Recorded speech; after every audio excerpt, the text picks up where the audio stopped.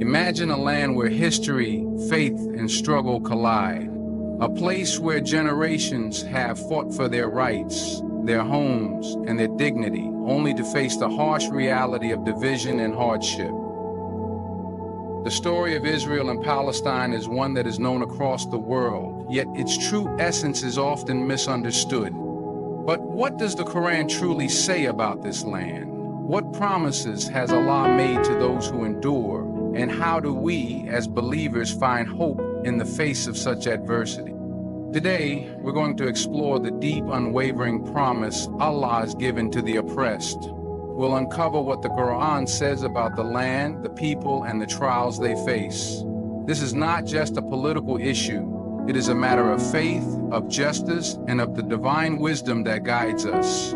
This is a conversation that could change your perspective, shift your understanding, and ignite a fire within you to act, to believe, and to hold on to the truth. Stay with me till the end, because this story is one that will inspire, challenge, and remind us all of the ultimate victory that awaits those who stand firm in their faith.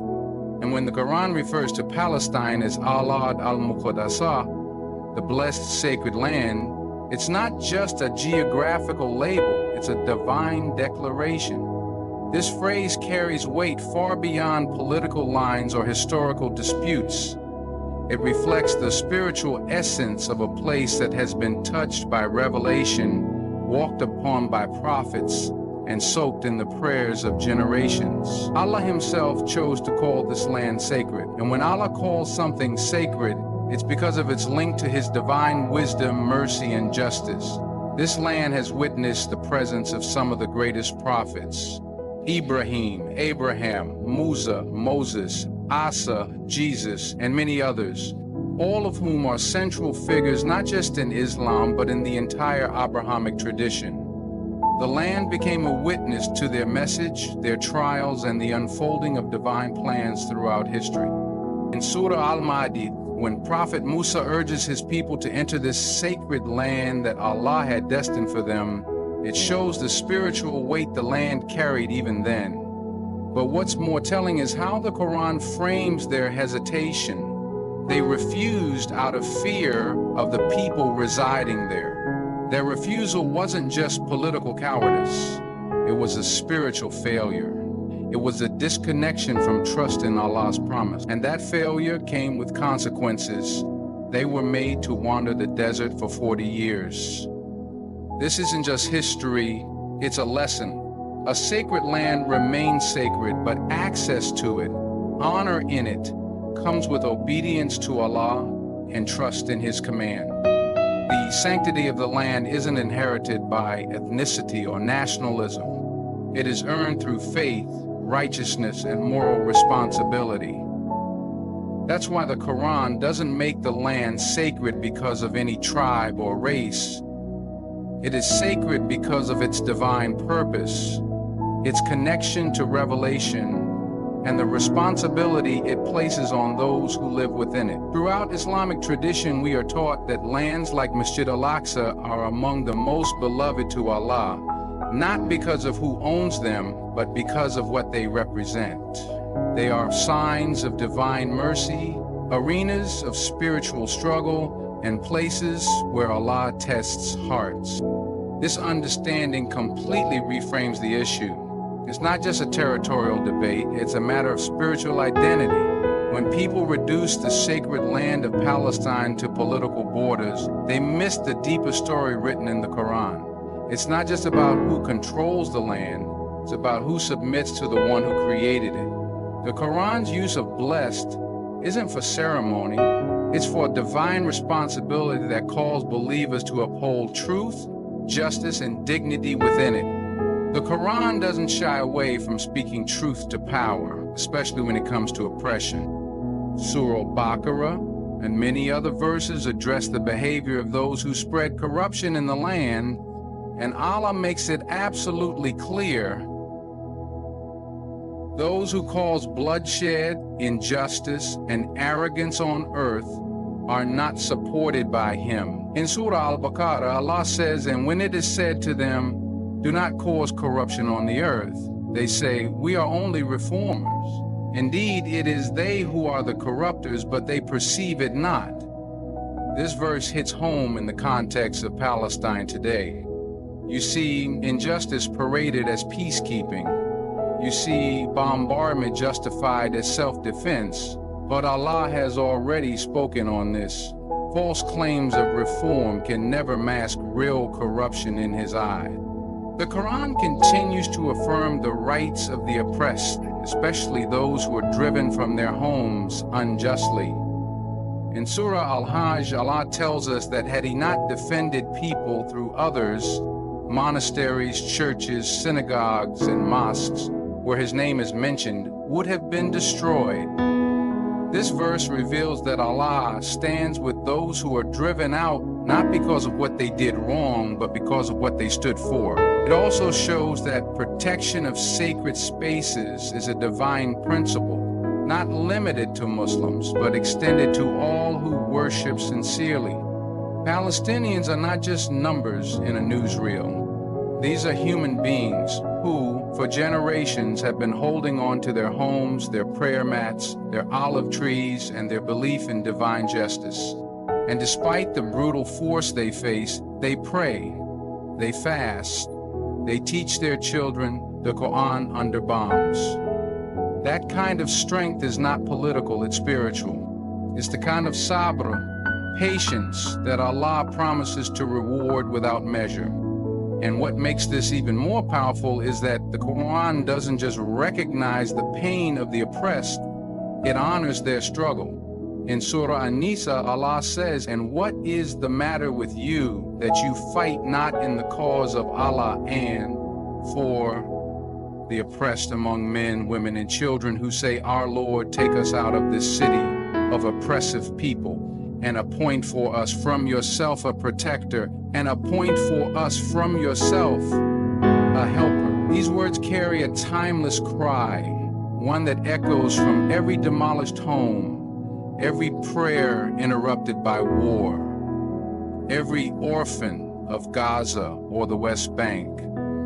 It's a divine call to action, to stand for justice with the oppressed, not because it's politically correct, but because it's Quranically mandated. The Quran tells a story that repeats throughout history, the story of a people given guidance, honor, and blessings, yet some among them choose arrogance over humility and power over submission to truth. Bani Israel, the children of Israel, are mentioned numerous times in the Quran, not to condemn an entire group, but to remind humanity of the consequences of breaking divine covenants.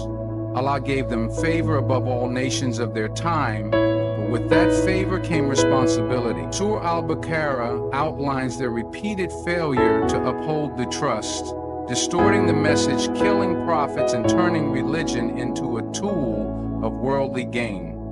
The Quran does not generalize all Jews, but it makes a moral point. When a group deviates from divine instruction, the downfall begins from within. It's not ethnic or racial, it's spiritual accountability.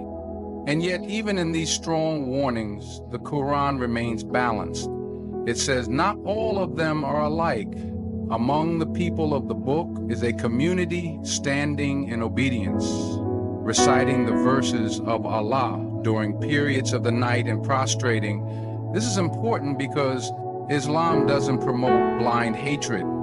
It promotes discernment. It promotes justice.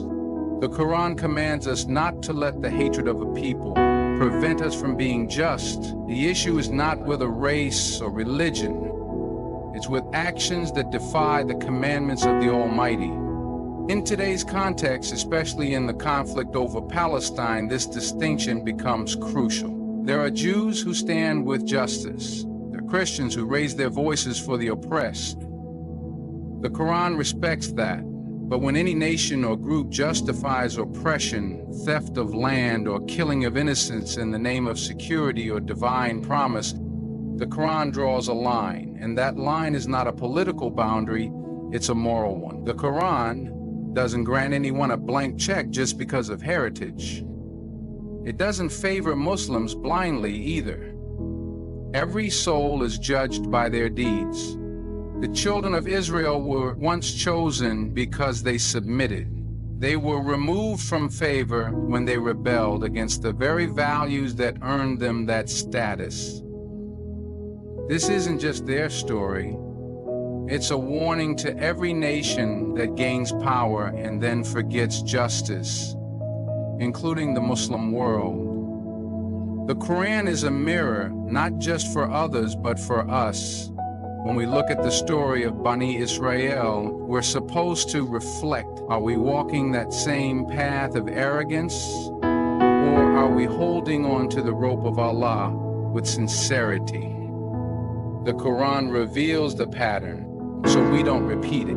And it honors those who, regardless of background, choose truth over tribalism and justice over pride. The conflict between Israel and Palestine is often framed in terms of territorial dispute and historical grievance, but at its core, it is a spiritual and ethical struggle that goes far beyond just politics. The Quran addresses issues of justice, oppression, and human dignity, themes that are central to the conflict. The promise of Allah, as mentioned in the Quran, is not tied to any geographical location or ethnicity. It is a promise that transcends these limits and is about divine justice. It is a promise to those who uphold justice, protect the weak, and act with integrity. Allah's guidance was never about giving one group exclusive dominion over others, but rather about ensuring that all people, regardless of background, receive fair treatment. This distinction is key to understanding the Quran's stance on the conflict. The Quran doesn't give a blank check to any nation or people, no matter how revered their history may be. The children of Israel, despite their previous favors, are a clear example of how the promise of Allah was conditional. The Quran speaks about the blessings they received, but it also recounts how their repeated disobedience led to their downfall.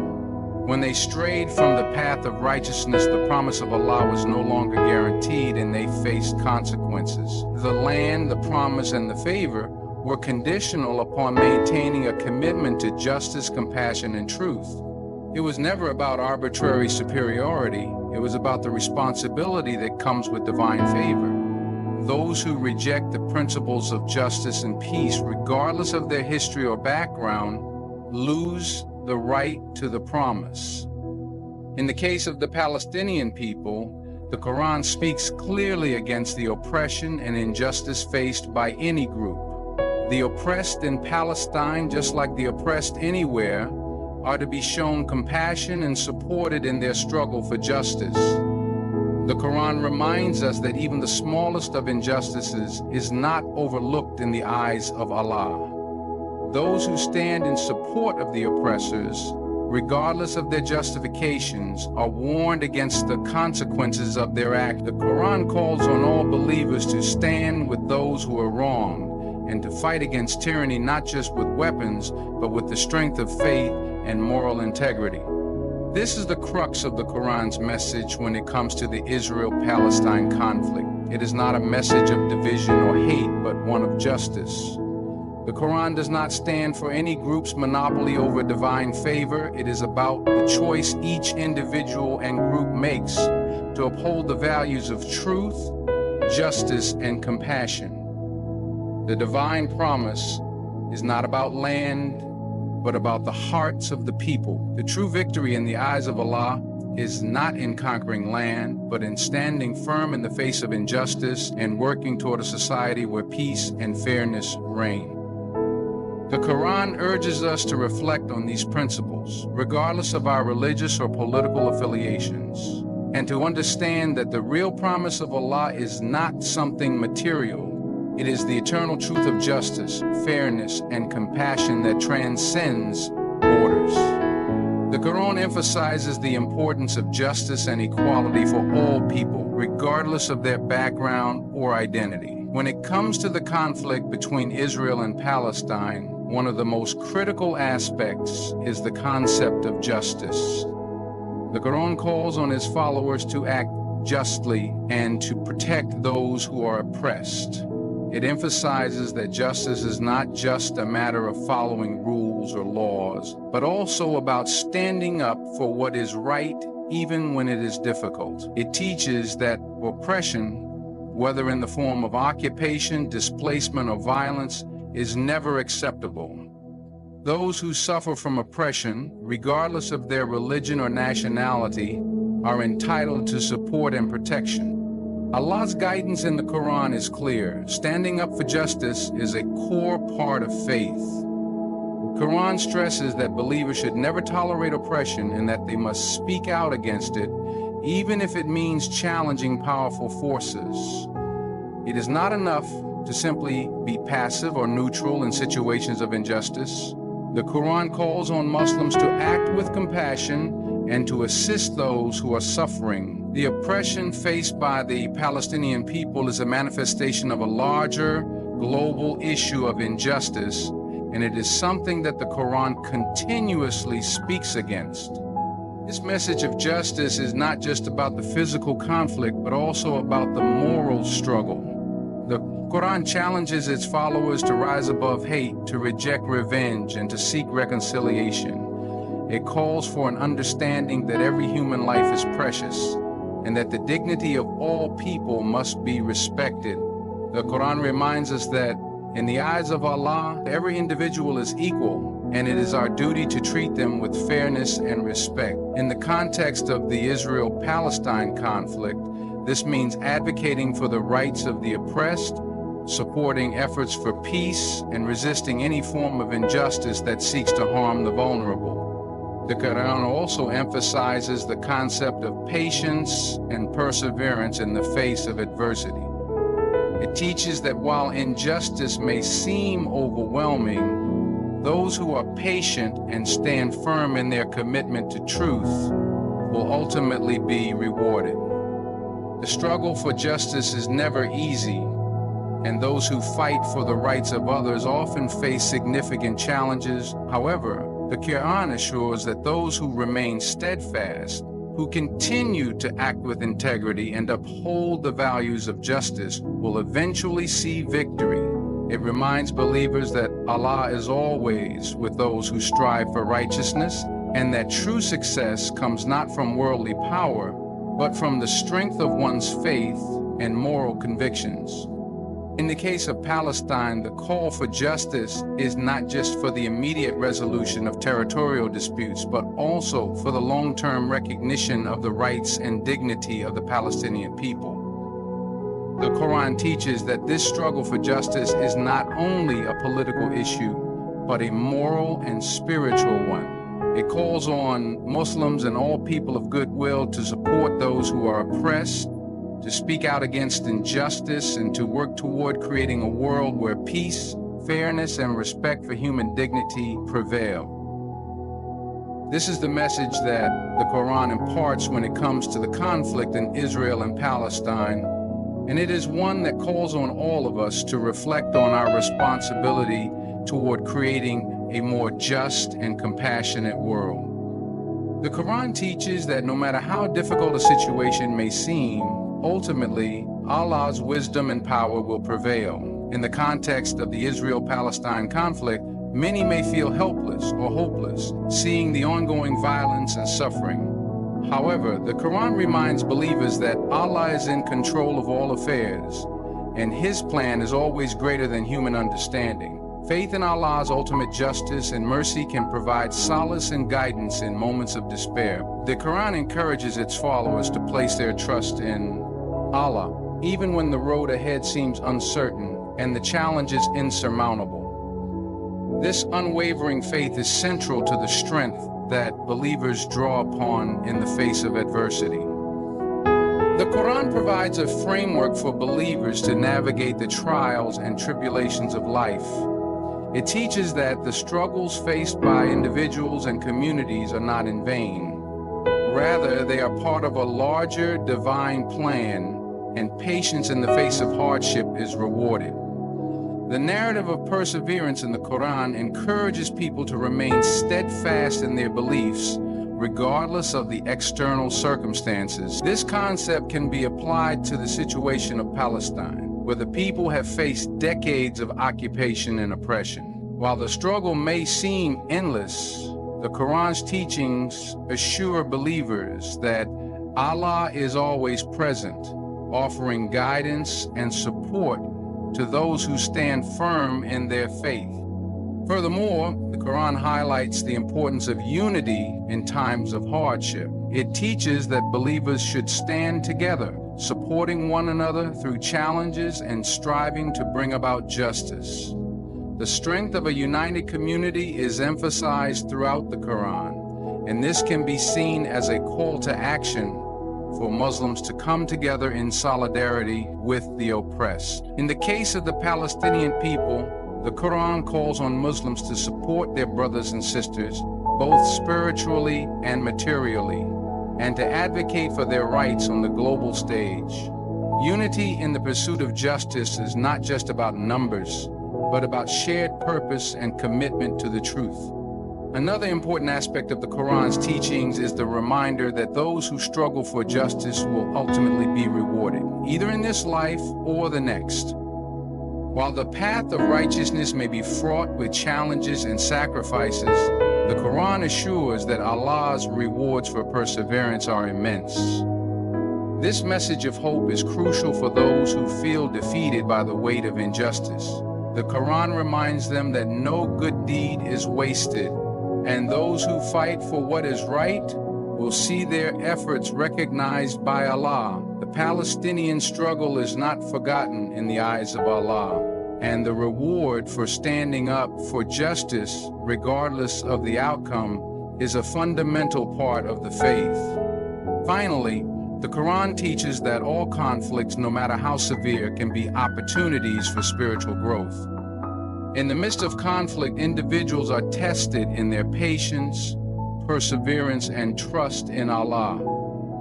This spiritual journey is one that can strengthen a person's connection to their faith and increase their understanding of Allah's will. The struggle of Palestine, while painful and ongoing, can serve as a reminder to believers of the power of faith, the importance of unity, and the ultimate triumph of justice as prescribed by Allah. Through this lens, the conflict is not just a geopolitical issue, but a test of faith that has broader implications for all believers. In conclusion, the story of Israel and Palestine is not just about political or territorial disputes. It is a story deeply rooted in faith, perseverance, and the ultimate justice promised by Allah. The Quran's teachings offer profound guidance to believers, reminding us that no matter how great the trials we face, Allah's wisdom and mercy will prevail in the end. Through the lens of faith, we learn that hardship is not without purpose, and the struggles we witness today can serve as a reminder to stay strong, united, and committed to justice. Allah's promise of support and ultimate victory for the oppressed gives us the strength to continue standing with those who are suffering. As believers, we are called to act with compassion, to stand together in solidarity, and to remember that true victory is not measured by the battles won in this world, but by our commitment to the truth and to Allah's will. Thank you for taking the time to reflect on these important lessons. May we all find the strength to persevere, to seek justice, and to remain united in our faith. Good luck in your journey, and may Allah guide us all toward peace and righteousness. Thank you.